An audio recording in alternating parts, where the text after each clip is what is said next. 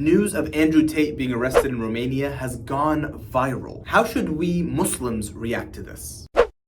Assalamu alaikum, what's going on everybody? With Andrew Tate being the controversial figure that he is, haram and against the will of God, then accepting Islam, resulting in more controversies and speculations as to why he converted, what were his intentions, Assalamu alaikum, and now we have the arrest. So what do we make of this? Here is my perspective. Number one, I have historically made videos about Andrew Tate even before he accepted Islam. I stated that, yes, I do agree with many of the concepts that he discusses. Concepts of being a successful businessman, masculinity and feminism, and the agendas of modern day society. He's got a point now, Sarge. However, I said I disagree with the implementation because his businesses were mainly gambling and nudity, webcam girls, OnlyFans, which by the way are all prohibited in Islam, or as Andrew Tate would say, haram. So I said take the good concepts and apply them in an Islamic manner. Then Andrew Tate accepted Islam. Yeah, buddy. And that stirred up a world of controversy. Wow. I said, along with many other people, we don't know his intentions. So we assume the best. It will be a long learning curve until he adjusts to an Islamic lifestyle. We need to ensure that there are good brothers around him, which appeared to be the case. And when he does make statements that go against Islam, we should be there to educate him and yes, hold him accountable. And being a Muslim doesn't mean we forget about everything he said, but rather this is a good opportunity for him to set the record straight. And so far, he's actually been talking about Islam and promoting Islam in a positive light in most of his interviews. Good to see you. Assalamu alaikum, Pierce. Good to see you. But some people started asking, can we now take Sheikh Tate as a religious role model because he's Muslim? No. What?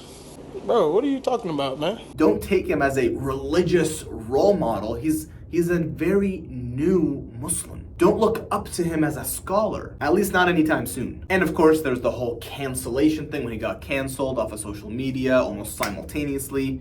I talked about that and how it was extremely suspicious that you would be simultaneously banned across all social media platforms. And then he became Muslim and shortly after was reinstated with the change in certain social media platform ownerships. And everything seemed to be going relatively more smoothly. Which brings me to number two, the arrest.